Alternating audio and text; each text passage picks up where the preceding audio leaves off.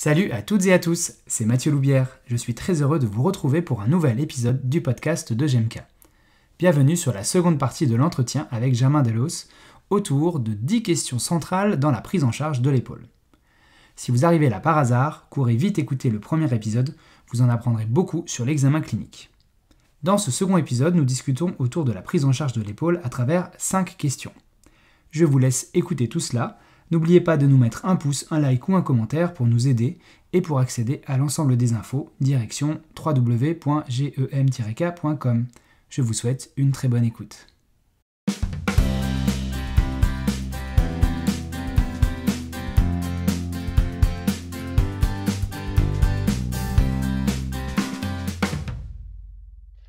Moi, ce que j'aime pas, c'est le côté un peu extrémiste. C'est soit je fais pas. Je trouve que dans la globalité, il y a toujours un juste milieu comment dirais-je, à trouver. Euh, Dans certaines pathologies, je pense notamment à la chromio-claviculaire, il y a des clusters de tests qui permettent d'inclure plus facilement un certain type de tableau clinique. En fait, les tests orthopédiques, ils ont été décrits pour les douleurs liées à la coiffe et on voulait isoler la coiffe pour voilà, savoir quelle était la structure impliquée. Et on se rend compte que dans d'autres tableaux cliniques, je pense aussi au cluster d'instabilité, ces tests-là apportent quand même une réponse. Mais c'est encore une fois, c'est un élément de réponse et je peux pas juste faire quatre tests et dire voilà, c'est sûr, vous avez ça. Il y a d'autres éléments, comment dirais-je, à prendre en compte. Donc je pense qu'il y a des choses qui sont intéressantes, comment dirais-je, à garder. Et je pense aussi que c'est un bon moyen de d'évaluer votre patient. Ou tu parlais du test de NIR. Voilà, je vous fais un test de NIR. Il est douloureux, ça reproduit la douleur pour lequel vous venez me voir, très bien. Mettons des choses en place, faisons un ou deux exercices. Tiens, vous allez me faire ces exercices-là et je vous reteste derrière. Est-ce que c'est mieux ou pas? L'idée, c'est pas de savoir si ça a modifié la structure ou quoi que ce soit, mais c'est juste pour donner du crédit à ce qu'on vient de proposer aux patients et de se dire, bah, vous voyez, on vient faire ces exercices-là. D'ailleurs, on a l'impression que c'est un peu mieux sur ce test-là. Est-ce que vous sentez que ça vous aide? Et le patient, s'il a un retour positif sur ce test-là, même si on ne sait pas trop à quoi ça sert ce test, eh ben, ça va favoriser l'alliance thérapeutique. Donc moi, des fois, je fais des tests aux patients sans leur dire, je fais un test pour ceci, pour cela, mais j'essaie des fois, quand j'ai pas assez de matière de reproduction de la douleur, j'essaie de faire des tests qu'on m'a appris, et si j'en ai un qui reproduit la douleur, bah, je le garde en tête, je dis pas au patient voilà ce que ça veut dire, je dis voilà, quand on fait ça, ça reproduit la douleur. Et quand je réévalue mon patient après quelques semaines, c'est pas obligatoire, mais refaire ce test-là pour voir si ça va mieux ou pas. Mais je me suis rendu compte que tu as des patients qui viennent te voir en disant ça va mieux, tu refais ce test-là, il est toujours douloureux. Donc, c'est pas toujours corrélé à la fonction. Donc, il faut prendre voilà, du recul avec ça, mais je suis absolument pas pour le discours ça sert strictement à rien, on arrête ça. Ça, je suis pas trop partisan de ça parce que je pense qu'on peut en garder quand même des choses intéressantes. Ouais, Je m'arrête là, je m'arrête ça là. marche. Je suis J'en complètement dis pas d'accord pour plus. l'histoire des marqueurs de progression. C'est principalement, moi je les utilise principalement pour ça. Effectivement, si j'ai pas de marqueurs, ça reste quand même des tests qui sont assez chargeants pour l'épaule et c'est en cela qu'ils sont intéressants, je crois. Euh, on va parler un petit peu du traitement parce que l'heure tourne et j'avais une première question sur la prise en charge. Je voulais qu'on parle un peu du passif. Le sujet du passif pourrait être explosif, encore que Oui, moins très explosif qu'il y a intéressant. quelques années. Mm. Mais je voulais avoir ton point de vue là-dessus parce que c'est vrai qu'on est sur une articulation qui a fait couler beaucoup d'encre et dans laquelle il y a une sorte de tradition, alors plutôt francophone, sur les glissements articulaires, que certains appellent parfois recentrage, pour ne pas citer de Ouais, concept, mm, complètement. qui Mm, correspondent mm. aussi à une sociologie de soins en France pour les kinés, hein, qui ont été biberonnés à ça. Et j'aimerais connaître ton point de vue, parce que moi j'ai un Complètement. point de vue dessus, mais ça m'intéresse de savoir ce que tu en penses. Complètement, complètement. Euh, Déjà, si on part un peu de ce que la science nous dit, il y a certains tableaux cliniques où faire de la thérapie manuelle en complément, bien sûr, d'un traitement actif a une plus-value. Je pense à la capsule rétractile, je pense au rachis cervical, je pense peut-être un peu à l'acromioclaviculaire. Par exemple, faire de la thérapie manuelle sur une épaule qui est instable, je comprends peut-être un peu moins le but et surtout la science ne nous donne pas de grain à moudre par rapport à ça. Donc il y a déjà des tableaux cliniques qui s'y prêtent beaucoup plus. Donc quand la science nous dit qu'effectivement on compare un groupe exercice et on compare un groupe exercice avec thérapie manuelle et qu'a priori il y a une petite plus-value de la thérapie manuelle, il ne faut pas s'empêcher de le faire. Donc ça c'est la première chose. La deuxième chose c'est les attentes du patient. C'est là où il faut faire attention, où Je vois des fois des kinés qui prennent les patients, on va tout de suite faire des exercices. Le patient, il comprend pas trop pourquoi, comme tu dis, pourquoi vous me touchez pas, pourquoi vous me manipulez pas. Donc moi, je dis toujours aux patients, si je vous manipule ou si je fais de la thérapie manuelle, c'est qu'il y a un intérêt qui va vous apporter quelque chose en plus que si je le fais pas. Mais si je le fais pas, c'est que j'estime que ça changera pas grand-chose sur votre fonction d'épaule. Donc après, c'est un critère qui est, comment dirais-je, c'est difficile de dire pour ce patient-là, je le fais, pour ce patient-là, je le fais pas. Mais encore une fois, c'est dans les attentes du patient. Dans l'interrogatoire, il y a des patients qui vont dire, bah moi, ce que j'attends de vous, c'est que vous montriez ce que je dois faire pour aller mieux. Donc ces patients-là, on sait déjà que ils sont pas dans l'attente de quelque chose de passif. Et puis il y a des patients qui sont à peine dans ta salle de consul, qui sont déjà allongés sur la table et qui attendent déjà quelque chose de ta part en disant, bah, je suis allé voir l'ostéo, il m'a manipulé, ça m'a fait du bien, par exemple. Tu sais qu'ils ont une attente positive vis-à-vis de ça et que du coup, il va peut-être falloir amorcer un travail actif par, comment dirais-je, de la thérapie manuelle par rapport à ça. Et puis des fois, tu as des patients, tu sais pas trop. Tu sais pas trop si tu dois commencer avec ceci ou commencer avec cela. Moi, je pars toujours du principe qu'il faut commencer par ce qui marche le plus. Donc, par du traitement actif. Alors, actif, c'est pas toujours élastique et charge, hein. Des fois, c'est de l'isométrie, c'est des choses plutôt simples. Et puis, progressivement, je viens agrémenter si je vois qu'il y a de la raideur, s'il faut faire un peu de souplesse. Voilà, si je vois que la thérapie manuelle peut apporter un plus, je vais l'amener, mais pas de manière systématique, certainement pas pendant toute la séance de consultation. Quand on nous a appris, nous, c'était quasiment tu passes 25 minutes à faire du passif et à la fin un tout petit peu d'exercice. Moi, je pense qu'on peut complètement changer les ratios par rapport à ça. Pourquoi pas 5 minutes de thérapie manuelle et puis après que de l'exercice. On a une liberté qui est un tout petit peu, comment dirais-je, absolue, mais quand j'entends dire que, comment dirais-je, toute thérapie passive aura un résultat passif, je suis un peu d'accord avec ça, mais il faut l'agrémenter de manière systématique avec autre chose, quoi. Et surtout, il ne faut pas faire croire aux patients que c'est ça le traitement unique, quoi. Je suis Maintenant, parfaitement, je vais avoir ton avis. je Si suis tu veux parfaitement étaler un d'accord avis. avec toi. Euh, alors, bah, deux choses. Moi, ce que je reprends comme justification quand je montre du passif, parce que j'en montre quand même pas mal dans mes formations.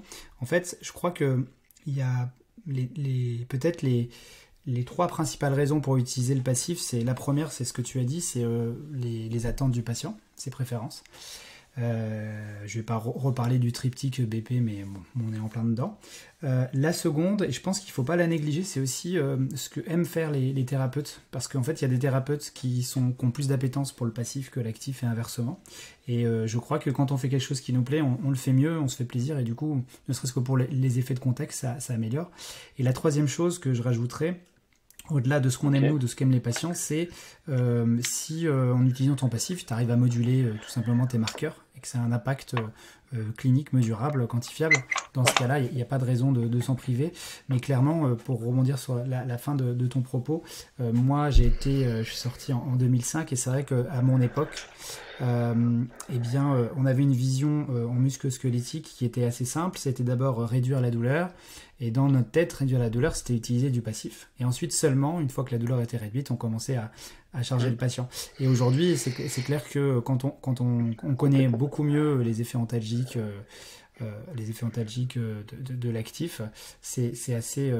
Enfin, clairement, moi, je suis comme toi, j'utilise vraiment beaucoup, beaucoup moins le passif. Mais pour autant, c'est pour éviter de tomber dans l'extrême que je dis ça, hein, je crois quand même...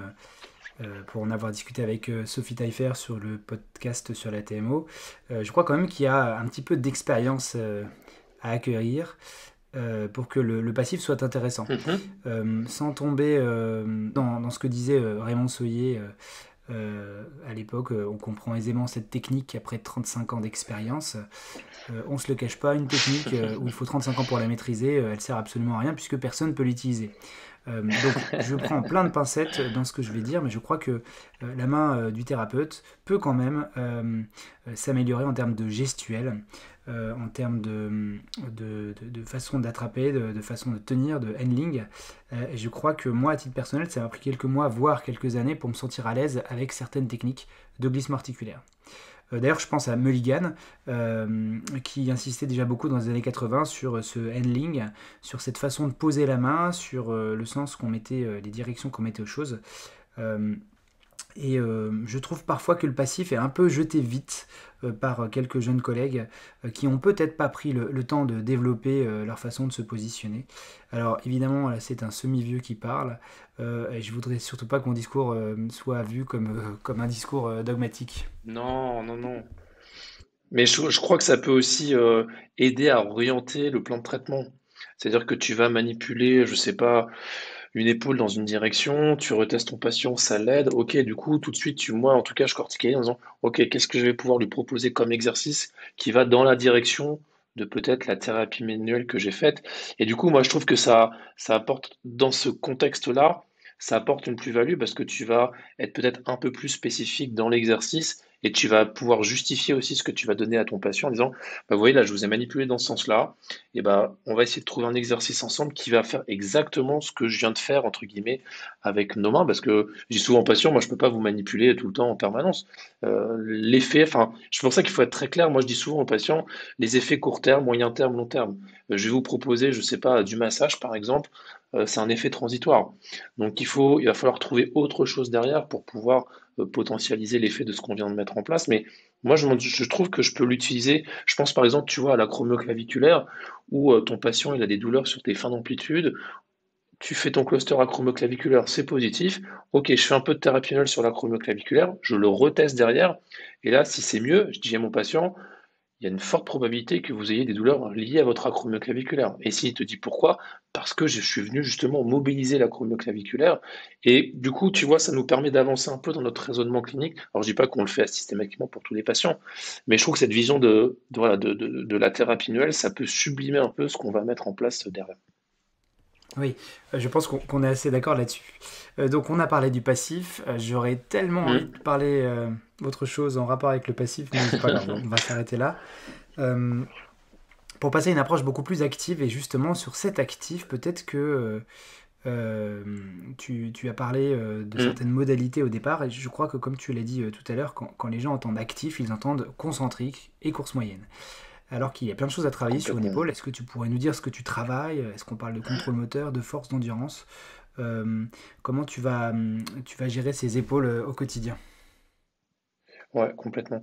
Je pense que la pierre angulaire, c'est l'irritabilité. C'est-à-dire que tu peux avoir deux douleurs liées à la coiffe, un patient qui est hyper irritable, qui dort pas la nuit, qui a des douleurs en permanence.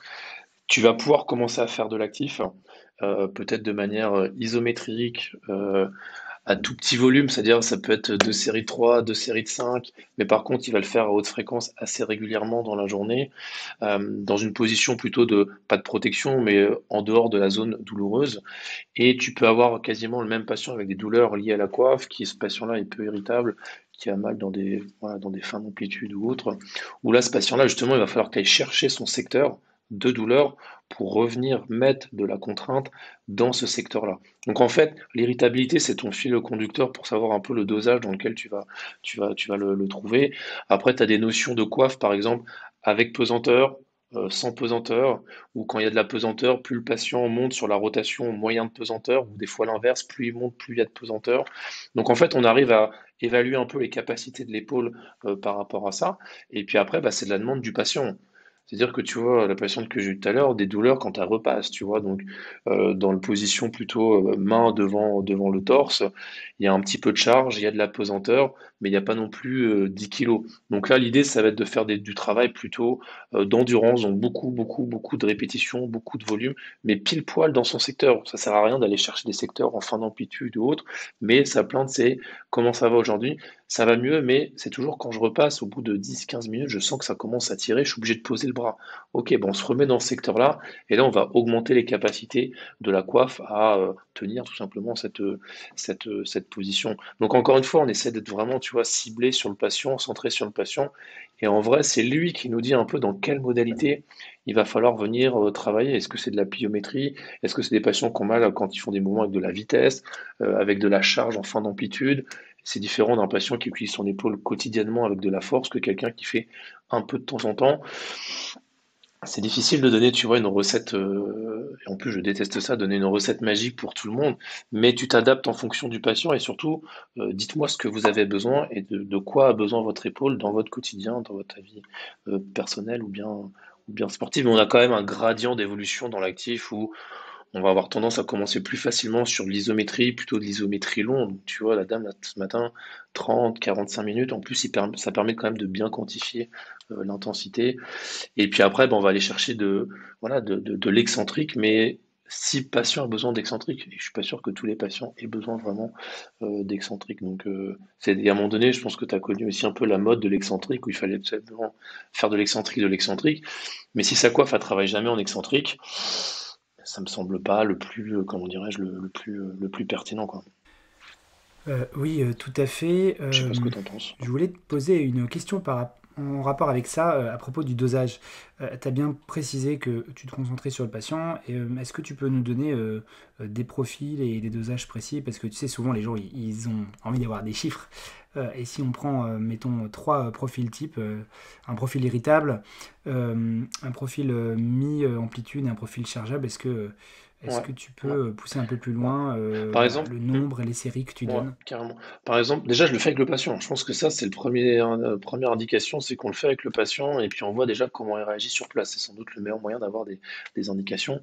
Voilà, un patient qui est très irritable, on va faire un petit volume, 3 blocs, 4 blocs, 3, 4, 5 reps en fonction de ce que le patient tolère.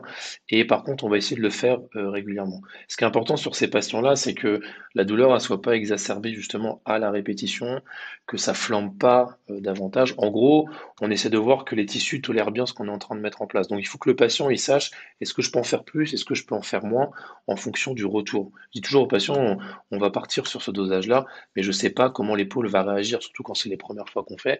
Donc il faut que le patient sache s'il peut en faire un peu plus, comment dirais-je, un peu moins. Si on part à l'extrême, donc un patient qui est peu tolérable et qui sollicite beaucoup son épaule, il y a certaines séries, on va jusqu'à l'échec. C'est-à-dire que le patient va faire de la coiffe, par exemple, contre pesanteur, et en fait, en séance, il va se mettre, je sais pas, sur le ventre, sur la table, en décubitus ventral, coude à 90 degrés, et là, on va faire de la rotation externe contre pesanteur, pardon, et il répète, il répète, il répète, il répète, jusqu'à temps que soit ça déclenche un peu la douleur, soit jusqu'à temps qu'il n'arrive plus à faire ce mouvement-là. Et là, je quantifie. Et des fois, on part souvent sur 3 séries de 10, 3 séries de 12, par exemple. Et en fait, ton patient, il est capable de faire une série de 25 répétitions, par exemple.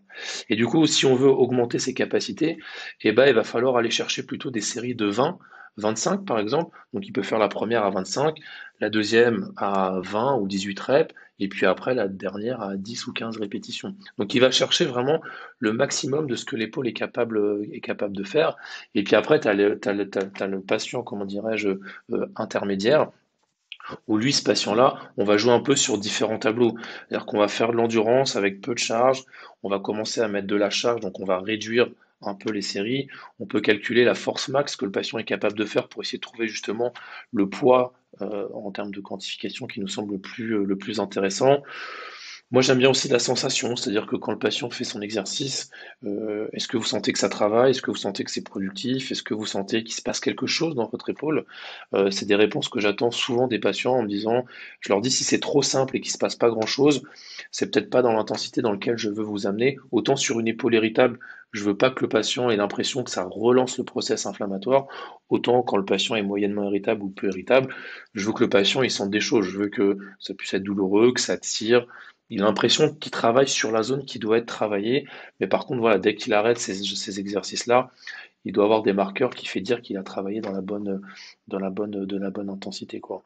Et voilà, des fois du pliométrique, c'est des choses qui marchent bien, mais il faut que le patient me dise qu'il fasse du pliométrique souvent c'est dans une activité sportive. Donc vraiment, les modalités, c'est le patient qui doit plutôt me le dire, mais on a quand même des bases à pouvoir faire en fonction de l'irritabilité, quoi. Ok, super. Par rapport à ce que tu viens de dire, je trouve ça vraiment bien que tu fasses participer tes patients. Et on touche du doigt là le rapport avec la dernière question que je voulais te poser sur l'observance. Comment toi tu fais au quotidien pour motiver tes patients, à part de les impliquer comme tu as expliqué, pour que par exemple ils pratiquent les exercices? Ouais. Déjà, je les vois pas souvent. Quand je dis les vois pas souvent, c'est en gros, il y a la première consultation, je les revois souvent une semaine après pour soit mettre des choses en place ou soit je leur ai déjà donné des choses à mettre en place. Et en fait, ce que je veux, c'est que le patient il ait des objectifs entre chaque consultation. C'est pas juste je fais des exercices, j'ai mal ou j'ai plus mal ou j'ai moins mal. Voilà. C'est que le patient il a des objectifs de récupération. À chaque fois, je leur dis la prochaine fois quand on se revoit, je vais vous retester ça ou on va regarder, je sais pas, l'abduction par exemple. Et le but du jeu, de ce qu'on essaie de mettre en place, c'est de récupérer justement ce mouvement-là. Donc en fait, il faut qu'ils aient la carotte de comprendre, ok, je vais mettre ça à la maison en place pour récupérer cette chose-là. Donc il faut toujours que vos patients, enfin je crois, aient un objectif de récupération et c'est pas juste je fais des exercices pour faire des exercices.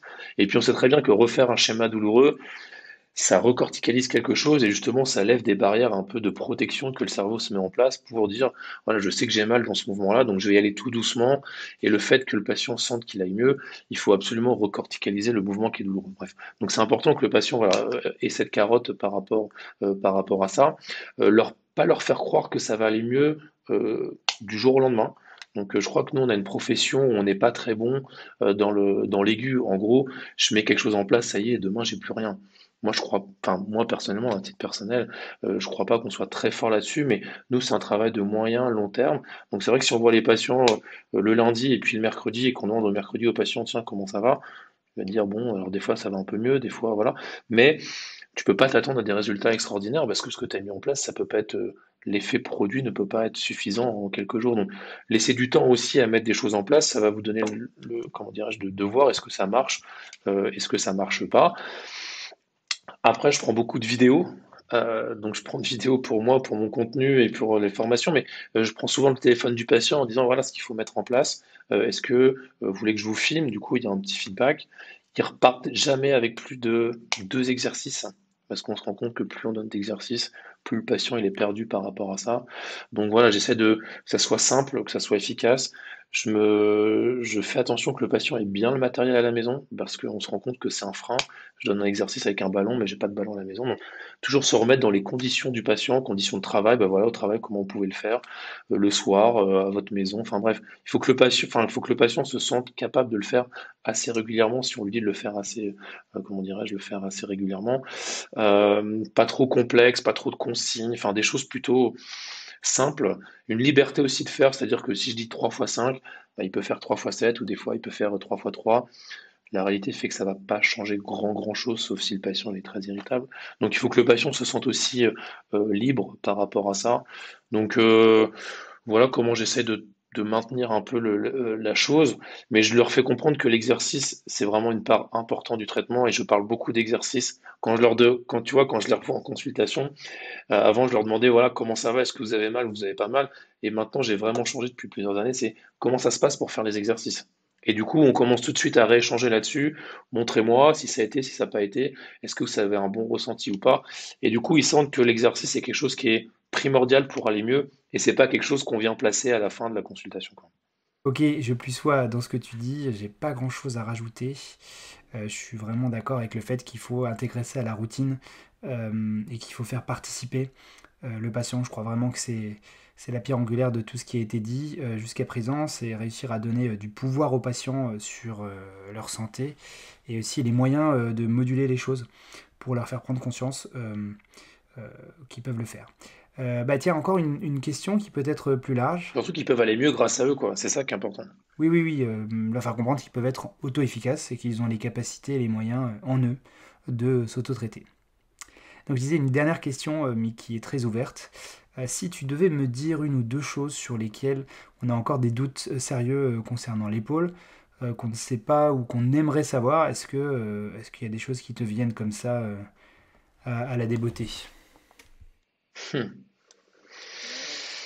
Euh, Il y a encore beaucoup de choses à faire sur les, comment dirais-je, sur les. En fait, ce qu'on se rend compte, par exemple, si je prends une rupture de coiffe, c'est ce que j'ai en tête là actuellement.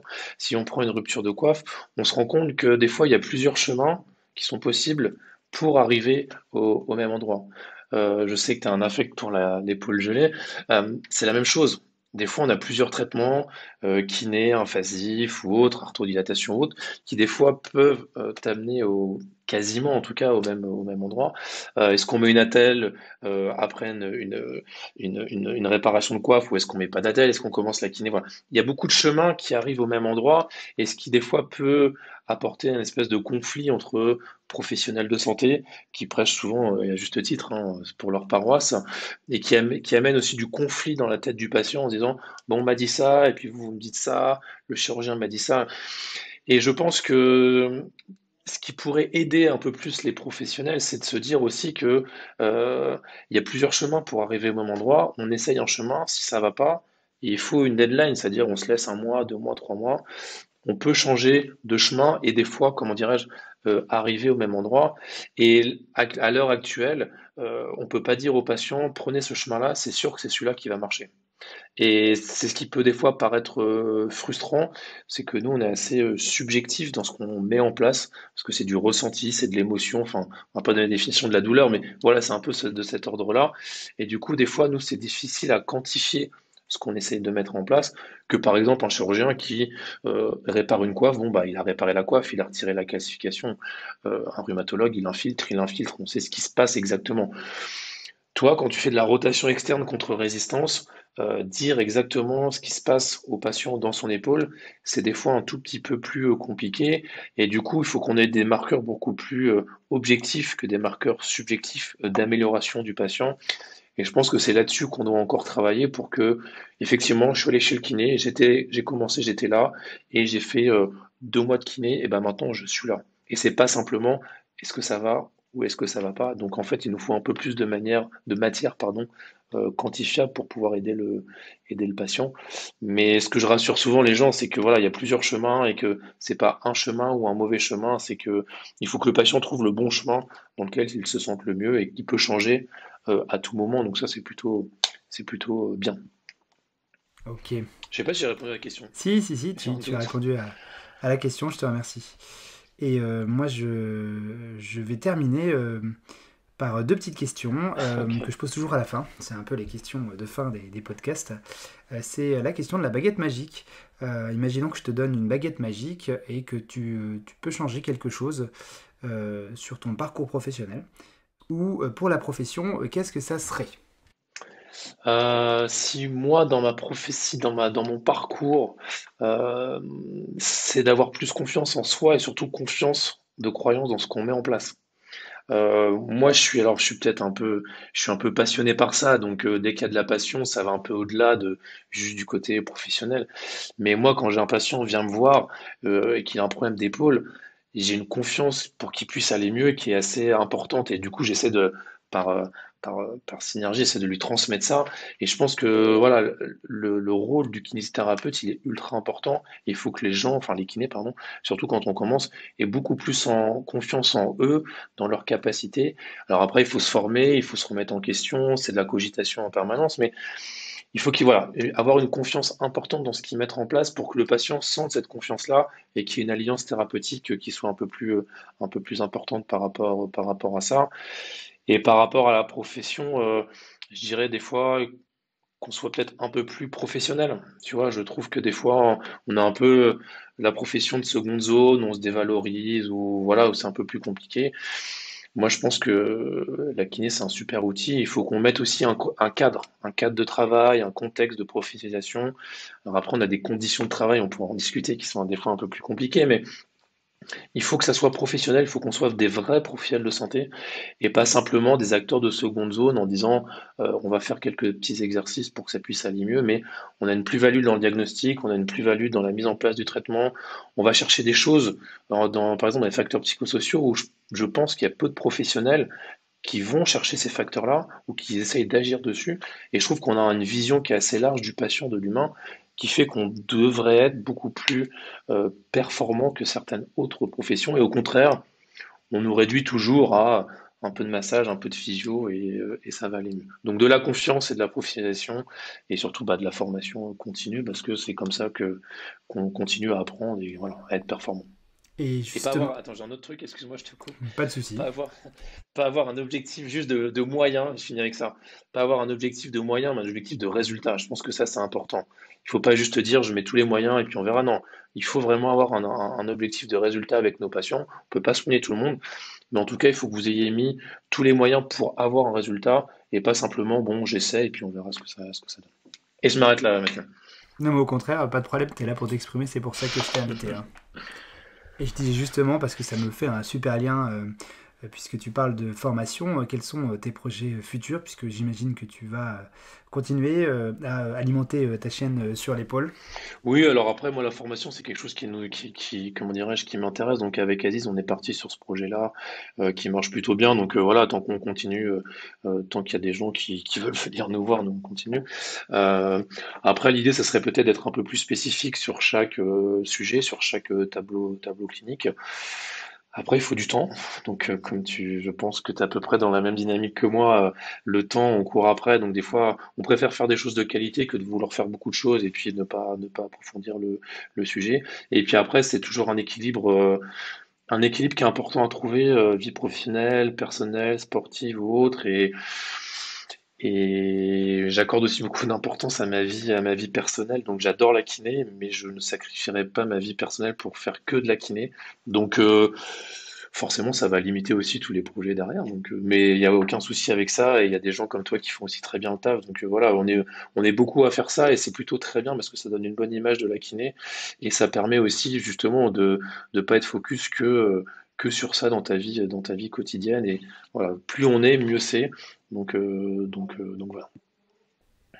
Ça marche, merci beaucoup Je Germain, pense que tu es j'ai d'accord avec beaucoup moi. apprécié de discuter avec toi, je suis tout à fait d'accord, hein. Je pense que c'est aussi pour ça que j'ai voulu discuter avec toi sur une thématique. Moi je suis au contraire, je dirais pas que je suis un bisounours, mais disons que je crois qu'on peut tous travailler en bonne intelligence et au contraire c'est notre diversité fait la force de notre belle profession, donc au contraire Complètement. il faut Complètement. qu'on puisse tous travailler, tous partager et entretenir des relations sereines et courtoises, enfin en tout cas moi c'est mon credo. Complètement. Euh, Mais je trouve qu'on merci s'entend beaucoup. plutôt bien. Je trouve qu'honnêtement, on s'entend plutôt bien.